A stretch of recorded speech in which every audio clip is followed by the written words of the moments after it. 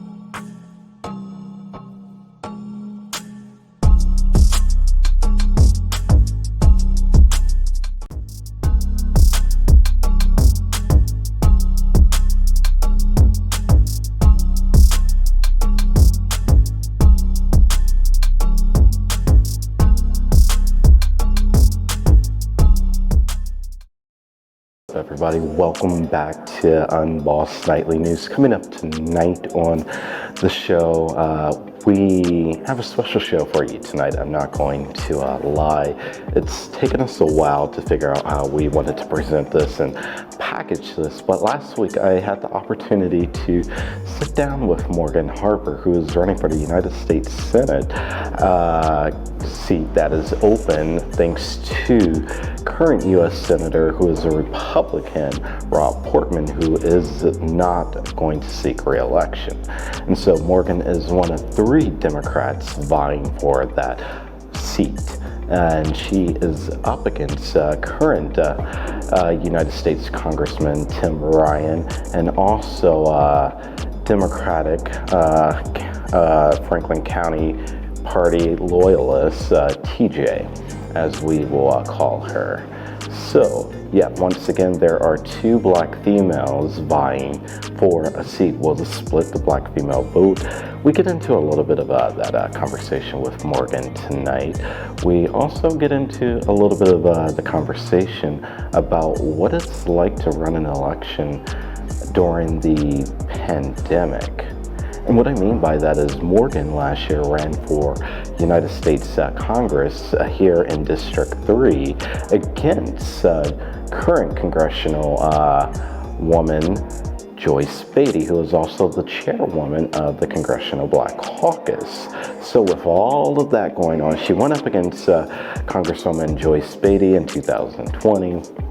Lost, but created a big movement that we now call Morganize. And it really is time to Morganize, because in the Nelson Road Apartments last week, she kicked off her first canvassing event of the election season. So we talk about that. We talk about her plans and how they align up to a black political agenda. We also get into her new policy initiative that she just released last week around affordable housing. And we get into a lot of who she is and what she represents, and a lot of the issues she is raising is no different than what's in the current Build Back Better plan proposed by President Joe Biden that has not had the opportunity to come before a complete vote in the United States Senate. This conversation is wide-ranging. It's a conversation that only we could have here on Nightly News. Y'all know how we do it. So here is the raw, unedited conversation that I had with Morgan Harper. Tell me what your story is, and not your typical story that everybody already knows, how you were born at Ohio State, adopted, and things like that. Like, I could pretty much tell your story for you in that sense, but tell your story about your journey of becoming who you are today, in a sense. Like, what made Morgan want to jump into politics when you first went off the rail and ran against Joyce, and now you're taking on the bigger political machine and establishment, some would say. Yeah, well, for me, I had these early life experiences that just showed me the whole American dream isn't as accessible to everyone as it might seem. And that just rubbed me the wrong way at a young age. And very organically, I had to figure out, what is that? And I've always been a pretty relentless person and curious, and I just started gathering information and experiences. And, I figured out there's this thing called public policy. I got to Washington, I'm at the CFPB, and I start to really observe just the politics of things, and that all's not well here. Because there's some people, even from my own party, that aren't really on the side of actually getting things done for us, that they're just caught up in the game and their careers and all of that. And, and I would say, and even in some cases, even worse, that they don't even really know what's going on to do the right thing, even if they could. So once I connected those dots, I was like, oh, well, I've got to do something. I need to become one of those people, and we need to move quickly because the forces against us are only intensifying. And this is the time when Tea Party was really rising in power, and you could see where the Republicans were going. And if we continue to just think we're playing by some normal rules, we will always be losing, and we've already lost a lot. And so, I first ran, and it was definitely controversial for some people in challenging an incumbent and all of that, but I had just done the analysis that we need to have a more aggressive approach and platform if we're going to start to make sure that everybody gets a fair shot, which is what I've always been about. Yeah, and had it not been for COVID and the election being moved, you were right there at the goalposts.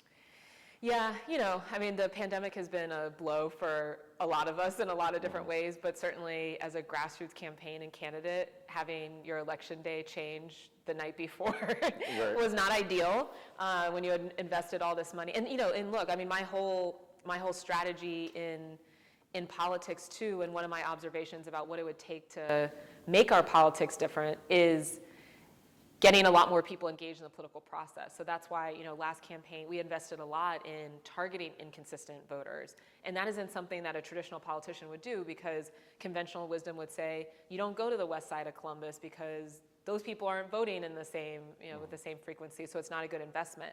And that's exactly where we went, because we believe, with the right message, we can get people to turn out. And it was true, but then when you're trying to target people that are more working class, that are less consistent voters, and you have one little shock or one big shock, like a pandemic, well, it's hard for people to navigate through that to continue to engage in the political process. So I remember back in April, it was April or May, we were downtown together. We had a conversation. It ended up being probably about an hour because we walked back to, probably like the slowest walk back to your downtown office, but it was a good conversation nonetheless. And you hadn't really opened up your mind to even considering the U.S. Senate at the time. So what changed in those couple of months that really made you want to go from considering to run against Congresswoman Beatty again to now considering to, and you are, a candidate for the United States Senate here? Yeah. Well, I'm always trying to do what I think is going to add the most value. And, so that's why after the last campaigns, work continues. We started the organization, continue, doing service, all of that, and organizing with people, other people in the community. But, I think one key moment for me was when Joe Biden lost Ohio. That was November 2020, and just planted the seed of, we can't keep doing the same old thing here. Ohio has shifted. And, nationally, maybe he could pull it off, but not here. And that wasn't so surprising to me. But, you keep thinking about it as somebody should really think about how to figure out this statewide thing, right? And then Rob Portman announced that he was going to be retiring, open seat, big opportunity. This would be our time to really implement a better new strategy. And by late spring, kind of seeing, after, there were a lot of people that were speculating they might enter, but really seeing by late spring that it was just going to be Tim Ryan, which to me just reflected the same old. It's I can't sit back and just play the same game, because I'm all about impact. And we have an opportunity here. I do think there's a pathway to victory for us in Ohio, and not just winning to win a seat, but winning to really implement policies that are going to make people's lives better. So we gotta go for it. Definitely, definitely. So the times are looking a little bit the same as they did last election cycle, and now when it comes to the election days, considerably maybe not going to be the same and things like that. And this time I'm referencing the redistricting and things like that. So what's, even though it probably will not, and it definitely does not affect your race, what's going through your mind right now as the candidate where there could be 2 election days and not really knowing which primary date and things like that? Talk to me a little bit about what's going through not only your mind, but also the campaign's mind. Yeah. You know, it is interesting. I mean, you get into politics, you get very comfortable with the unexpected. And so it doesn't even really faze me at this point, this level of uncertainty. We have lived through probably what is worst case scenario, when 11 p.m. before your election date, the election date changes, and then they don't tell you what date it's going to be, and then it changes again. So that was worst case scenario. This is just what it is. Unfortunately, these maps and the dates are a little bit up in the air, but we're operating as if it's going to be May 3rd and proceeding accordingly. I was just canvassing. I participated in my first canvass, though we've started some canvasses last week as a campaign. Great to be back doors, talking to people. I think people are hungry for just connection at this point after the last couple of years. And, you know, officially 68 days to go, but we'll see what the Ohio GOP has in store for all of us. Right, already doing the countdown. It's literally hours away in some sense, but yet days away. So let's now shift back and talk a little bit, before doing that, let's talk a little bit about the reason why we are here today. You had an affordable housing roundtable today, so obviously that's a big issue, not just here in Ohio, but around the country. Talk to me a little bit about what the term affordable housing means to you, as much as I hate that term. So, like, what does it mean, and how does the campaign and yourself define it? Well, I even like to just think of it as housing. And maybe this is a little bit what you're getting at, but everybody needs to have housing in order to be okay. It's a very modest standard, being okay, right? And that housing can look like a lot of different things. That can look like an apartment, that can look like a house, that can look like, you know, multiple people living together, whatever. But that's a fundamental building block of a stable life. And so, you know, the discussion we had today, one, I wanted to have this in Columbus because as we're traveling around the state, there is this perception that everything's okay in Columbus, right? Columbus is getting the Intel plans, Columbus has Ohio State, the state government, people are good in Columbus. And of course, relative to a lot of other parts of the state, Columbus is doing better overall. But as we know, overall statistics can hide a lot of struggle for certain pockets of the population. And so, yeah, having people of all different ages that came to the round table, different backgrounds, different professional, you know, statuses that are saying the same thing, that this is out of control, right? The costs of housing have increased so much. A lot of landlords, property owners have so much power that they can triple rent month to month if they choose to do so, and people can't keep up with this. And so it was a really good discussion. Just hearing, you know, seniors to college students who are saying the same thing means this is not just a niche problem. This is actually an issue that affects all of us, and so we need to have broad-based solutions. Definitely. So what is moving forward, your plan that you're going to put forward when it comes to housing? So on housing, there are a couple of things. I mean, at the root of all policy change to me is organizing. And, you know, we have our thing, more organizing. But making sure that we are building a base of people who support and then will be outspoken about fighting for that policy change. So that needs to happen. And that was one of the cool things that came up in the discussion, just how many organizations are developing to do that. Like a guy who is forming a tenant union at his apartment complex, Bexley Commons here, you know, on the east side.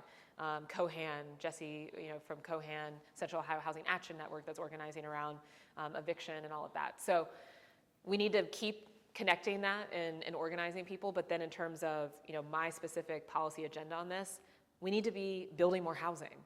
That's one issue, is that we don't have enough supply of housing. And so having investment, there's a market failure, and that's where it is useful to have levels of government, like the federal government, step in to meet the need. And so we need to be investing in building more housing.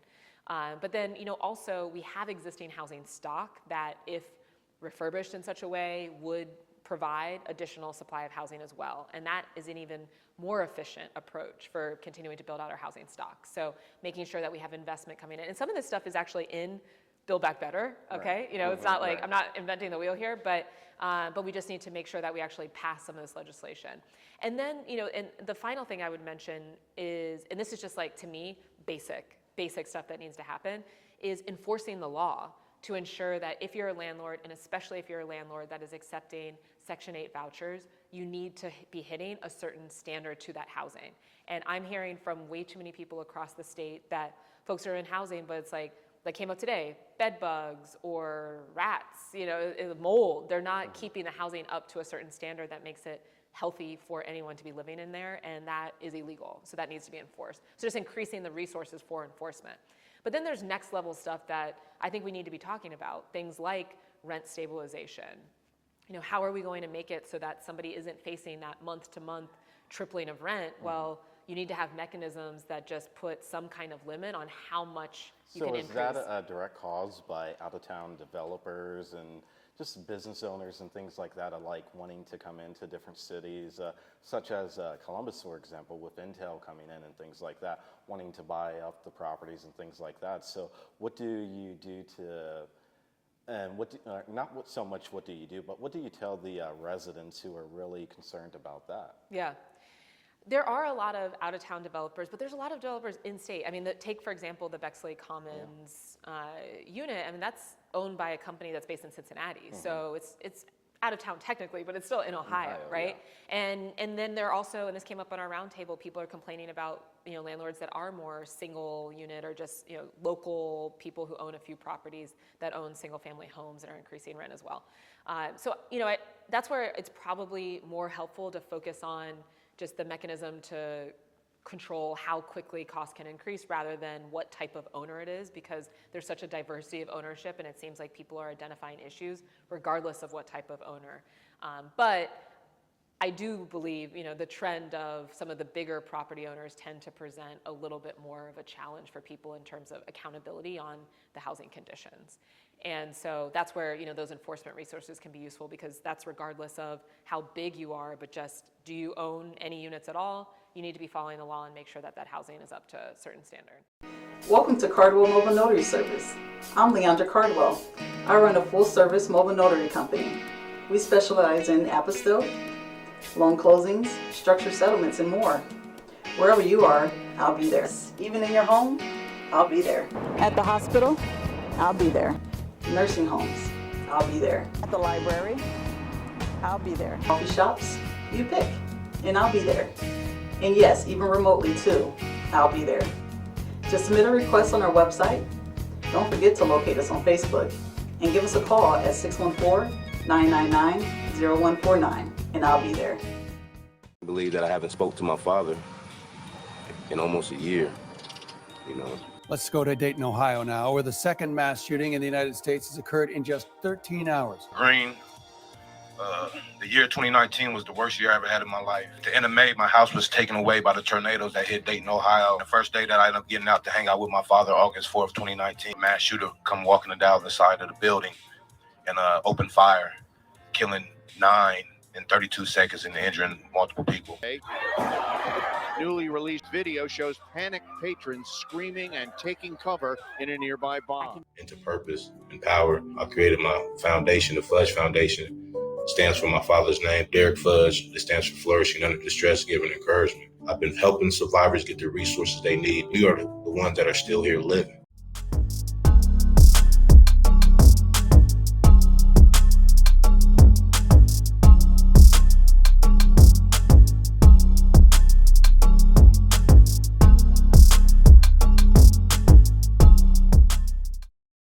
Welcome back. So we've paid some bills. I'm sure you were like, those commercials were too long. So now let's get into that conversation we had with Moria, because it was getting good there for a moment. All right, so let's change topics a little bit from housing, and let's talk about the debates. So two things with the debates. The first thing is, it looks like Tim Ryan's finally coming around. How do you feel about that? Yeah, I'm excited to debate Tim Ryan. I mean, I have been saying that we need to be doing these since the fall, since October. We've lost a lot of time. Right now, we're into almost March, and like we said, the primary is likely to be May 3rd. So we've been ceding a lot of ground to Republicans, and I just think that's bad strategy, especially given how weak the Democratic brand is now. When you look statewide, one of the most common questions I get is what makes you different? What makes you a different kind of Democrat? And so we need to be aggressively getting our message out as a party to tell people why they should be voting for us come November, regardless of who you end up supporting in the primary. But I hope everyone supports me, and yeah, I mean, I'm looking forward to just sharing how I am different from my primary opponent, and not only in terms of policy positions on things like universal health care, but also just what kind of leader I'm going to be. I'm not going to be a leader that is bought out to these special interests that run Washington. I'm not going to make a career out of this. I'm self-imposing term limits. This is what I think voters of Ohio are looking for, and we as Democratic primary voters need to make sure that we are choosing the nominee that is going to make us most competitive in November. I agree with you there. What does it mean to you, or what does it say to you that on the day after, the Wednesday literally after the last election, that Mike Givens and several other Republican candidates began splashing the TV airways with campaign commercials, and the Democrats aren't doing that? Well, all of the people running on the Republican side either have a lot of money individually, or they have access to a lot of resources by people in the special interests who are funding their campaigns. So we aren't going to win this by just having more money. And in fact, I believe why a lot of national Democratic donors in particular are really fatigued right now is they feel like they spent a lot of money in 2020, especially on Senate races, right, and nobody won that they put all this money into. And that's where it's like, we have to realize it's not going to be about the money, though we need a certain amount of money. It's going to be about message and really building up that grassroots support. It's not just this little cutesy thing that young progressives are talking about. It is a strategic imperative to have any chance of driving the turnout that we need to win in November. But it can't just be grassroots for grassroots sake. It's got to be grassroots connected to a message that actually motivates people to think that it's worth their time to vote. That's what we're up against. Yes, and what you're also up against is the political machine. Yeah. In a lot of sense.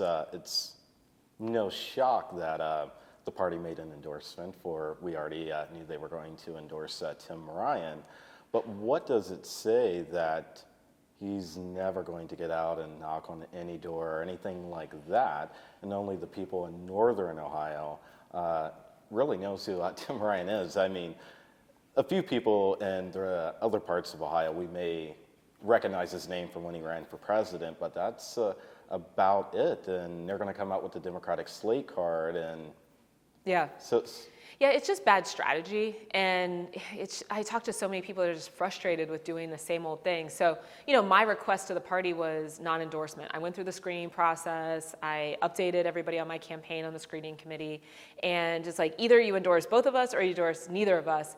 The focus of the party should be educating voters about what their choices are in a primary, and then having them decide who do we, as Democrats, believe is going to make us most competitive come the general election.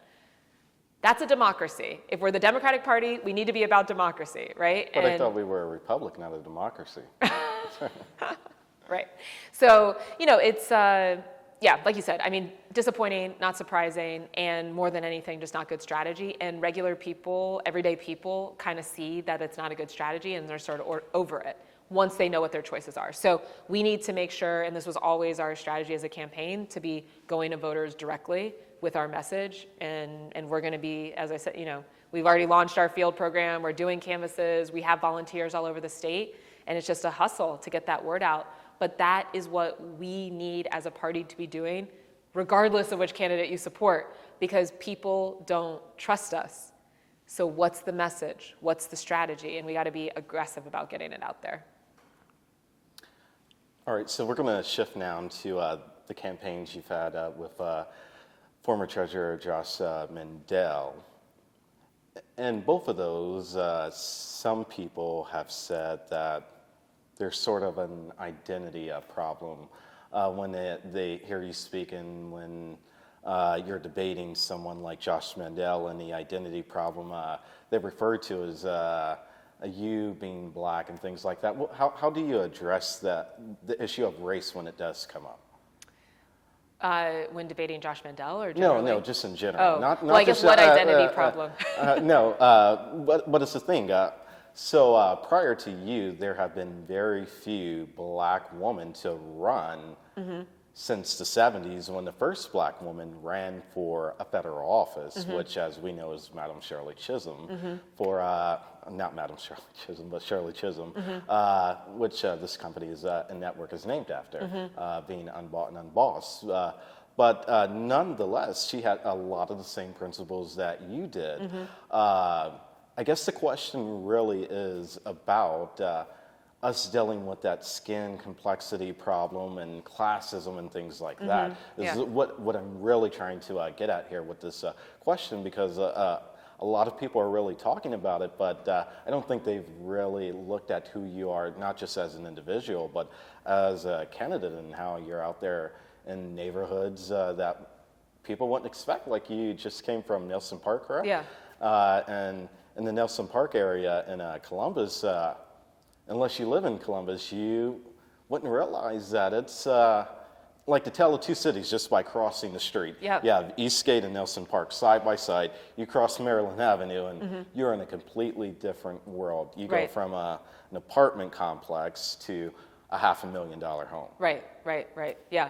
But that's kind of the story of our whole country, right? To me. And you know, just getting back to my own personal story, it was some of those observations in Columbus, because it can be quite stark, these transitions in Columbus, which I think does make it somewhat unique, that led me to realize, oh, this all's not well here, right? This doesn't make any sense that if you're on this side of the street, you're going to be in a great school system, your property value is going to be 5 times as much, you're going to be okay. And if you're on this side, well, God help you, and maybe you figure it out and maybe you don't, and we don't care one way or the other. And the only difference I'm seeing is that on one side there's black folks and on the other side there's white people. Right.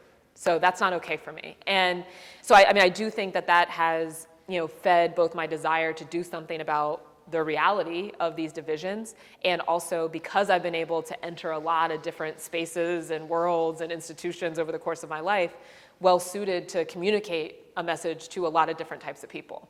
And that's what we need right now. And so, you know, there's this idea, and it's a perception, and it's a biased perception, that it's people like Tim Ryan who have the ability to connect with the average Ohioan.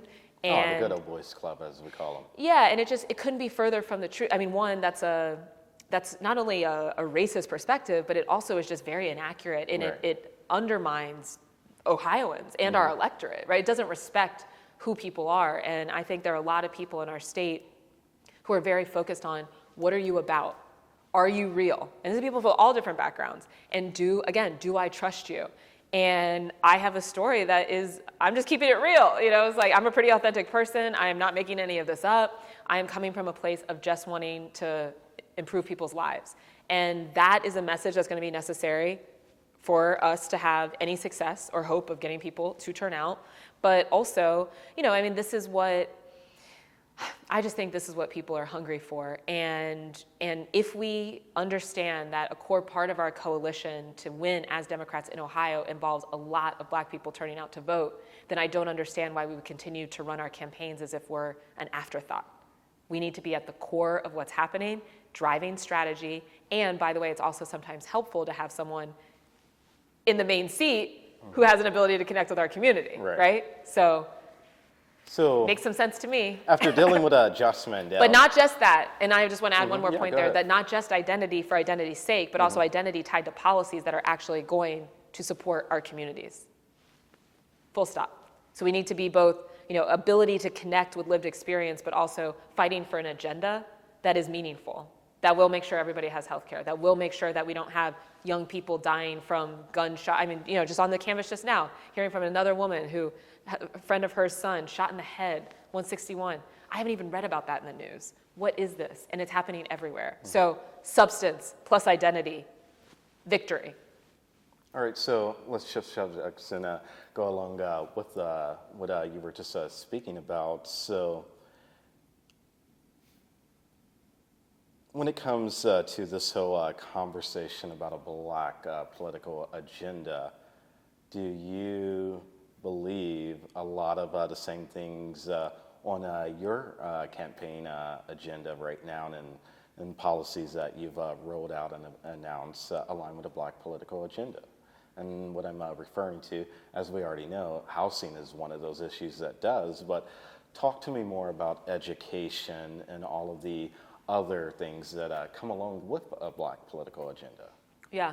Well, I mean, it would depend on some probably more detailed definition of black political agenda. But I'll say, I mean, everything that I've laid out on the platform I'm presenting, I believe would improve outcomes for the black community and a lot of other people too. But take, for example, education. Okay, so we have on, as part of the Opportunity Guarantee, debt-free training, educational opportunities. We are burdened with a lot of student debt, especially black women, a lot of student debt. This is not just an elite education thing. This is people who are trying to become hairdressers, for example, who have taken on a lot of debt and probably have no prospect in any short-term period of time of paying it off. So that's why I think we need to cancel student debt. That will be an economic boon to a lot of people of, even middle-class backgrounds to be able to then invest in things like starting a business or buy a home and other wealth building opportunities. But it's hard to really build if you're constantly in catch-up mode, and student debt has become that type of burden for a lot of people. Another example, universal health care, which is not thought of, I'm guessing not always thought of as part of a black political agenda, but to me, very much so. Because right now, healthcare costs, one of the biggest drivers of medical debt, which of course impacts everyone. But then if we also look at the role in healthcare in keeping you stuck in a job that you might not like, because you need to have insurance to cover a kid that you might have or a medical condition you as an individual has. And so we don't really have a level playing field for who gets to take risks. And most of us tend to be more limited, I would say, if you don't come from generational wealth in terms of being able to leap.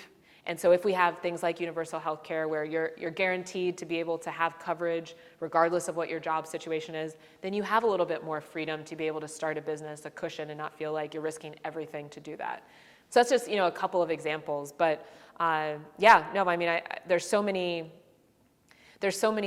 things we need to improve upon, and I have a lot of issues on the website, but I think almost every one of them could be considered, or at least how I would define a black political agenda.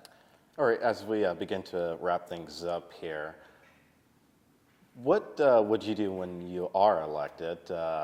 Notice I said when you are elected right there for to bring more money to HBCUs here. I'm specifically talking about Central State and Wilberforce, and Wilberforce being one of the oldest in the country. Yeah. Right here to our state to help them get up, because it's it's a very common thing that in the last 10 to 15 years, Wilberforce was at risk of shutting its doors at one point, and Central State was very close too, but now they're back up. But what are you going to do to bring in more federal funds and allowing them to have access to more federal funds? Yeah. Well, one, just making sure that we're getting equal funding. I mean, I've heard that they haven't always, even though this is supposed to be the intention of a lot of the funding that is available, that it's supposed to go to HBCUs and some other universities in the state equally, that it hasn't always happened.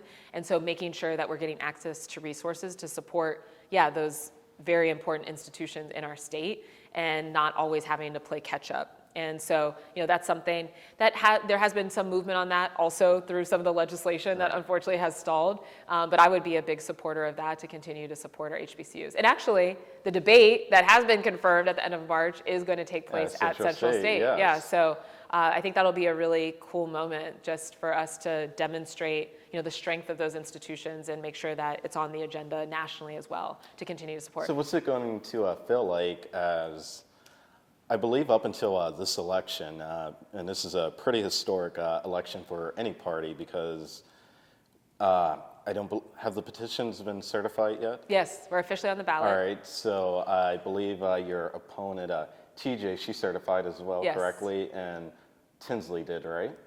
Or not Tinsley? Not Tinsley. All right, well, it still remains the same, that for the first time ever, we have two black women on the ballot. And what is that going to mean for you when you're on the debate stage with her at an HBCU at that moment?